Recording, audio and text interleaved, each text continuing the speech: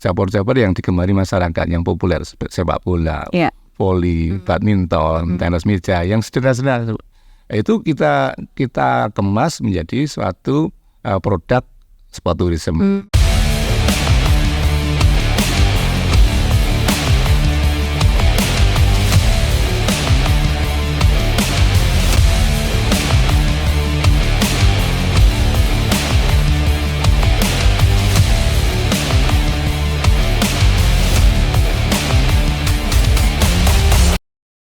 Selamat datang Sobat Soulmate semuanya, Solusi Media Jawa Tengah. Hari ini kita akan membahas olahraga ya, tapi bukan cuma sekedar olahraga, tetapi olahraga ini juga sekaligus untuk mempromosikan pariwisata Provinsi Jawa Tengah.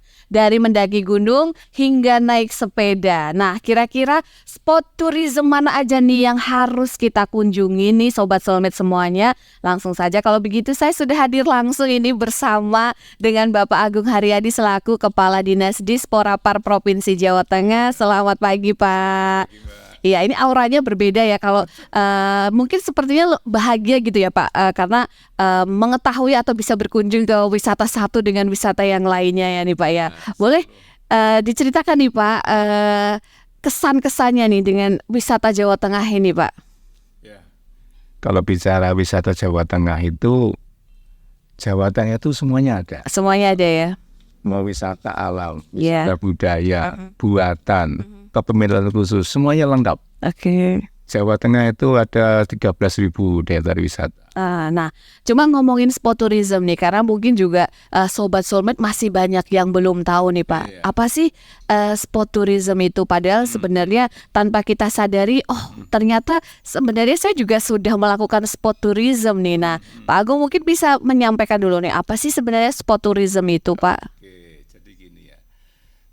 Kita bicara pariwisata. Pariwisata itu banyak variannya. Tadi saya sampaikan di awal, ada wisata berbasis budaya, ada wisata berbasis alam, terus ada yang buatan, kemudian kepeminatan khusus. Nah, sport tourism itu masuk di mana?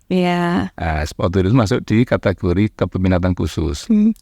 Di kepeminatan khusus juga banyak sekali jenis tema-tema pariwisata. Ada wisata religi kalau kita tahu, dan skup desa pun dikemas menjadi wisata desa wisata ya. Kemudian ada wisata healthy, wisata kesehatan. Banyak sekali tema-tema wisata masuk dalam kategori kepemilikan khusus. Sport tourism itu masuk di varian wisata kepemilikan khusus. Mantap. Jadi beda loh antara kalau di Undang-Undang Olahraga itu kan ada 3 jenis olahraga. Olahraga pendidikan, prestasi, dan olahraga rekreasi. Ini adalah sport tourism, itu sangat berbeda. Sport tourism itu lebih pada memotret event ataupun kompetisi olahraga dijadikan sebagai daya tarik wisata. Kalau olahraga rekreasi itu menggali potensi olahraga masyarakat dijadikan sebagai kegiatan olahraga untuk masyarakat, untuk kebugaran jasmani. Nah, sport tourism itu lebih kepada bagaimana memotret, memframing suatu event olahraga dijadikan sebagai daya tarik wisata. Nah, di situ maknanya apa? Bahwa dengan event olahraga itu bagaimana bisa memberikan dampak kepada masyarakat untuk minat, untuk menikmati event itu. Maka kita kenal, kita ada MotoGP. Iya betul. Kemudian ada yang sekarang ini Tour de France. Nah, itu bisa dikemas menjadi sport tourism karena ada pemain, gak ada pengunjung, dan itu sangat trending sekali. Nah, itu bisa diangkat menjadi sport tourism. Nah, Jawa Tengah banyak sekali event-event ataupun jenis olahraga yang bisa dijadikan sebagai sport tourism. Karena berdampak kepada wisatawan. Iya, benar-benar.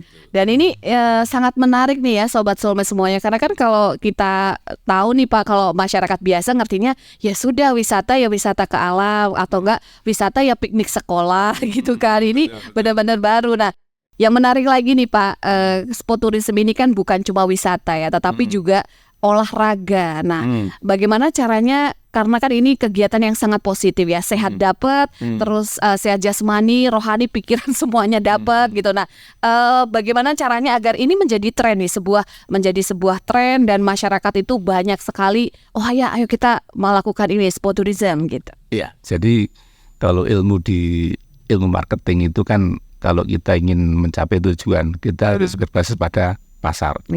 Pasar itu butuh apa? Sama dengan kita. Kita untuk mengembangkan program kepariwisataan itu terkait dengan olahraga. Justru yang digemari itu apa? Pasar itu butuh apa sih? Nah, kalau kita tahu pada saat pandemi itu kan banyak orang olahraga sepeda. Akhirnya di trending kan, banyak digemari, diminati. Di situlah kita ngambil olahraga-olahraga yang digemari masyarakat saat ini. Yang trending, ya kita trending kan, ya kita kemas menjadi, kita berikan ruang, wadah untuk kompetisi. Mereka sering bersepeda tapi tidak ada wadahnya. Kita kemas, kita buatkan suatu aktivitas kompetisi bersepeda. Dan itu trending, karena trending maka banyak yang menyaksikan, banyak yang mengunjungi, menyaksikan event itu. Nah, itu satu. Yang kedua, ya kita pilih cabur yang populer. Cabur-cabur yang digemari masyarakat yang populer, sepak bola, voli, badminton, tenis meja, yang sederhana-sederhana. Itu kita kemas menjadi suatu produk sport tourism. Yang kita laksanakan di tahun ini dengan inisiasi dari Pak PJ Gubernur, itu beliau mencanangkan membuat suatu event namanya Spekta. Spekta. Nah, itu juga salah satu keinginan beliau mengembangkan sport tourism di Jawa Tengah. Jawa Tengah itu gudangnya atlet. Kemudian banyak cabang olahraga yang digemari masyarakat. Dari situlah beliau mengarahkan kepada kami untuk create suatu event olahraga, dijadikan sebagai sport tourism. Nah, maka kita pilih banyak jenis cabang olahraga yang populer, yang masyarakat tahu dan mengenal tentang ini jenis cabang olahraga ini. Nah, itu kan maka kita kemas menjadi sport tourism. Nah, itu dia. Kemudian yang ketiga itu yang cabur yang memenuhi tantangan, yang ekstrim. Itu juga tentu akan diminati oleh masyarakat. Seperti hanya kegiatan atau event kompetisi ini motocross, kemudian ada snorkeling, kemudian ada gantole, para layang, itu yang ekstrim itu. Kemudian lari lintas alam, kemudian arung jeram, itu juga menjadi sesuatu yang kita pilih menjadi produk sport tourism. Kemudian di situ tidak hanya kita menggelar turnamen atau kompetisi ya, kalau yang tadi olahraga yang populer tadi, kita kemas menjadi sportainment. Nah, ada rangsangan pada masyarakat, ingin ada respon, ya, ingin menyaksikan. Nah, itu maka ada 3 hal tadi itu yang menjadi concern kita untuk meng-create produk sport tourism di Jawa Tengah. Seperti itu. Baik. Nah, kadang juga dilemanya adalah begini Bapak, ketika kita sudah mempromosikan sport tourism ini dan sudah dikenal banyak masyarakat dan itu menjadi trending. Nah, cuma kita juga kadang kepikiran nih dengan kelestarian alamnya nih. Nah, ketika misalkan olahraga kayak di alam ya, kayak lari, banyak orang masuk ke dalam hutan seperti itu, atau mungkin road race tadi ya, banyak masuk ke dalam alam-alam. Nah, itu kan juga pasti kelestarian alam juga akan berbeda ya tentunya sebelum ada olahraga ini. Nah, kira-kira bagaimana nih untuk tetap menjaga kelestarian alamnya ini, Pak? Ya, justru inilah dengan sport tourism itu alam, kemudian area budaya itu dijadikan sebagai venue-nya malah. Justru dengan adanya kita sport tourism, terus kemudian ada kita kan di Jawa Tengah kaya akan wisata alam budaya. Justru itu dijadikan sebagai venue-nya, venue untuk sport tourism. Artinya apa? Dengan jadikan venue, tentu kita akan menjaga jangan sampai alam kita rusak. Karena apa? Kalau dipublish, itu akan terlihat sebagai background dari event itu sendiri. Katakanlah kita mengadakan triathlon, duathlon, kita pilih venue-venue di tempat wisata alam, dan kita sport tourism selalu digelar di sport tourism di tempat-tempat wisata. Karena kita sport tourism, kita di samping menggelar sport tourism, kita juga mempromosikan wisata di Jawa Tengah. Betul. Seperti contoh kita mengadakan triathlon itu di Wonosobo. Di Wonosobo ya. Itu kan si peserta di samping dia berkompetisi, dia juga bisa langsung merasakan wisata yang ada di Wonosobo. Oke. Nah, kalau misal nih Sobat Soulmate pengen tahu nih Pak, kan tadi sudah diceritakan banyak sekali nih. Titik-titik mana saja sih maksudnya spot wisata tourism di mana, spot tourism di mana saja di Jawa Tengah nih Pak, yang mungkin bisa menjadi referensi untuk menarik dikunjungi ketika weekend atau libur sekolah gitu Pak. Iya. Jadi banyak sekali daerah-daerah yang menyelenggarakan sport tourism. Diawali di Magelang. Di Magelang kita membuat event Borobudur Marathon. Kemarin ya. Borobudur Marathon itu sudah menjadi event tahunan, sudah resmi tercatat sebagai World Athletic Dunia. Jadi ya sudah teragenda di atletik dunia.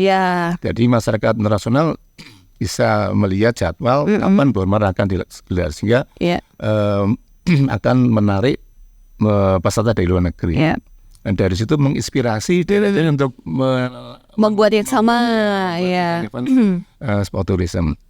Baru saja Purwokerto juga membuat half marathon, half marathon jam, responnya cukup luar biasa. Benar. Peserta banyak, pengunjung juga banyak. Karena tidak hanya menggelar kompetisi, di situ ada tadi saya sampaikan ada sport tourism, ada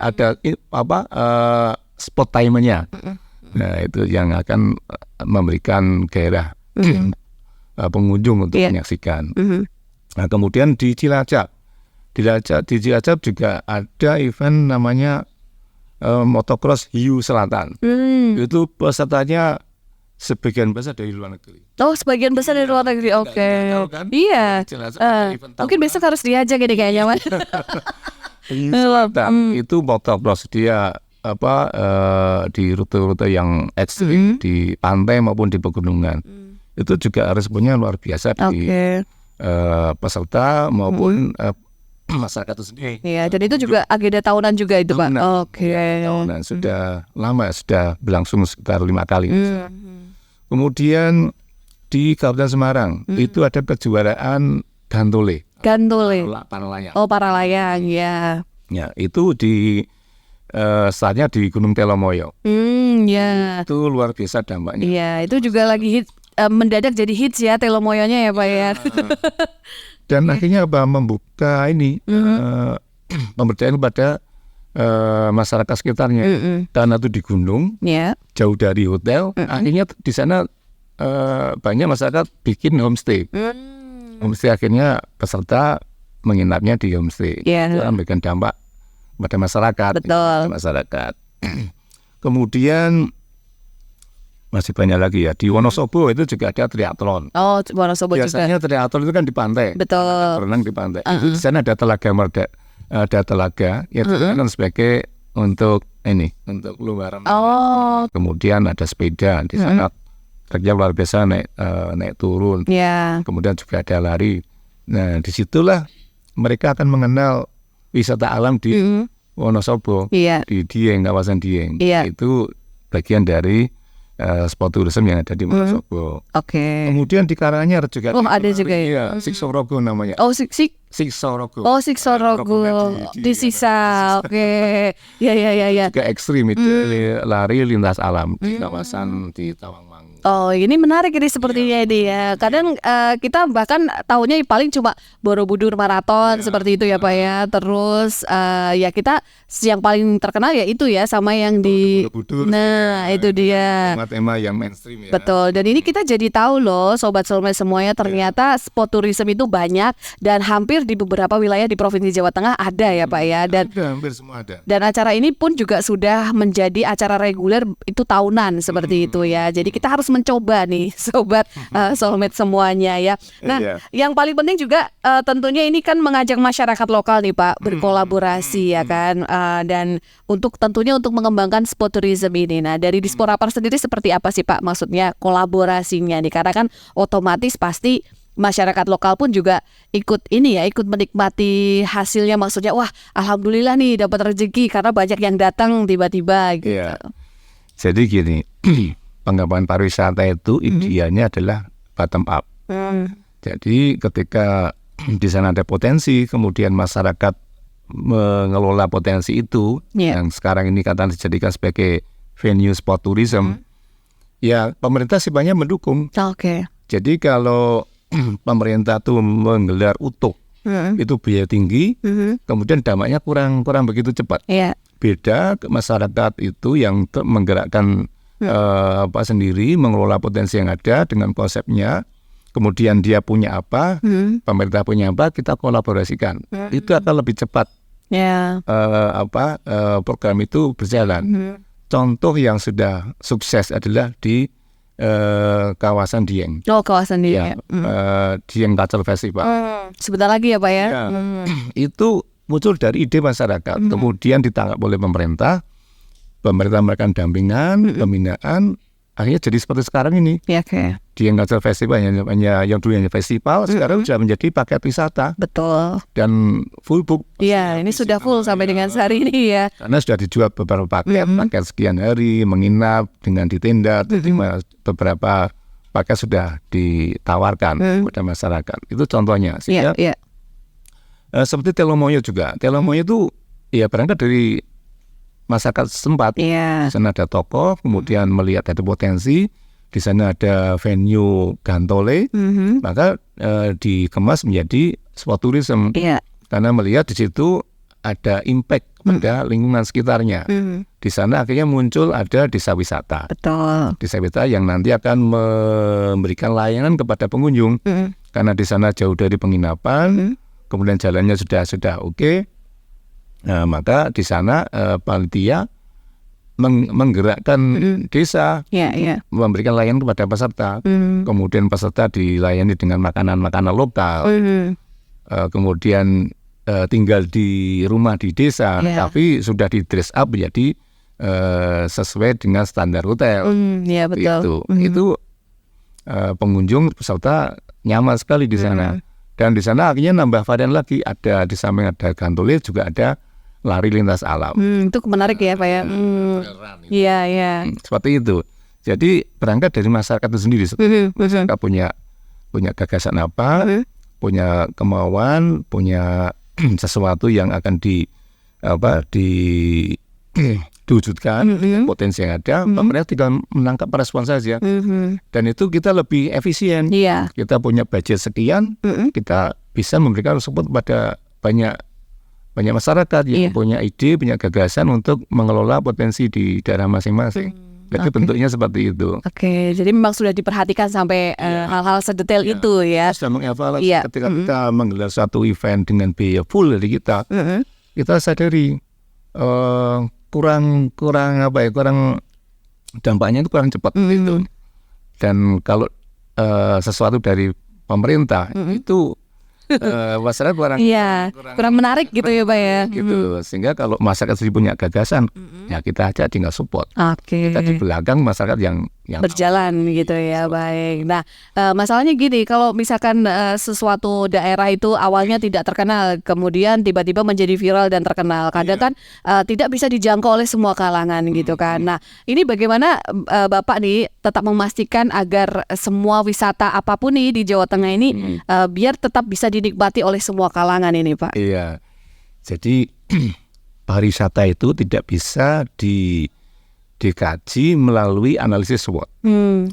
kekuatannya apa, kemudian kekurangannya apa, kelemahannya apa, bahwa pariwisata itu yang tidak mempunyai potensi pun itu bisa dikemas menjadi suatu wisata.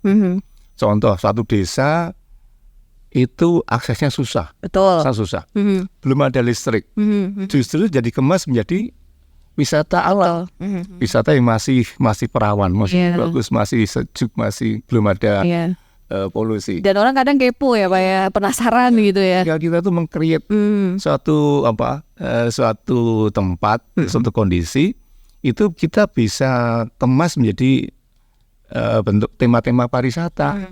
Jadi kita nggak bisa pariwisata yang ideal harus punya listrik, harus ada alat komunikasi. Itu tidak harus, bagaimana kita kreasi kita berkreatif untuk mengangkat potensi tersebut. Di mana nilai plusnya? Oh, di sana masih alamnya masih bagus, masih murni ya, masih sejuk. Itu daya jual di situ. Sehingga kalau kita tahu ya, di Nusa Tenggara Timur ada yang ada di satu rumah adat. Dulu itu di mana itu? Wairebo ya, di Wairebo ya. Itu aksesnya kan susah sekali, tapi masyarakat pengen ke sana.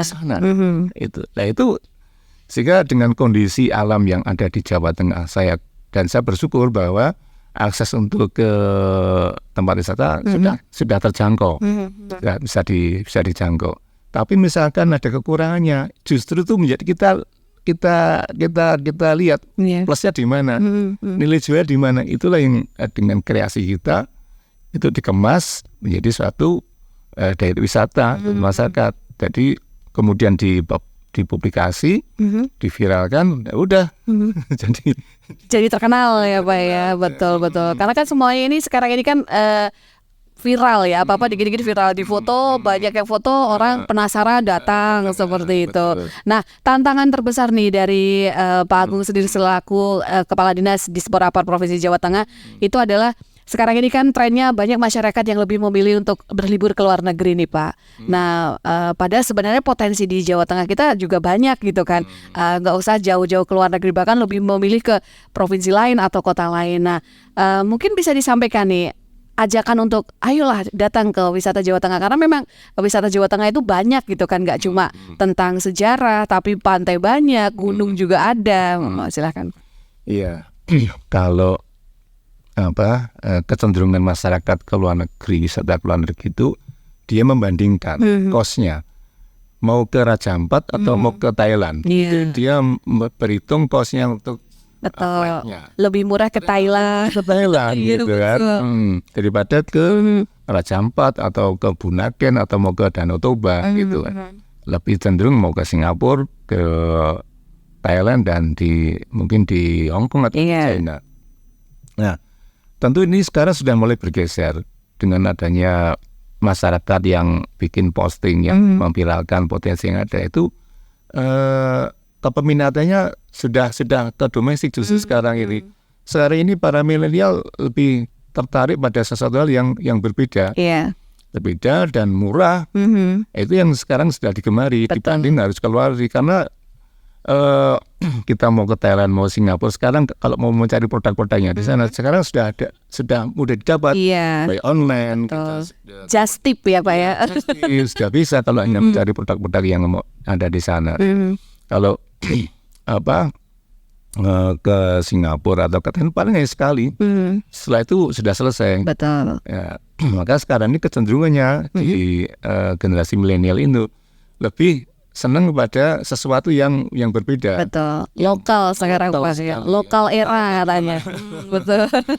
Nah, itu dia. Nah, itu satu keuntungan bagi kita, bahwa itu mendukung pemerintah dalam mempromosikan pariwisata.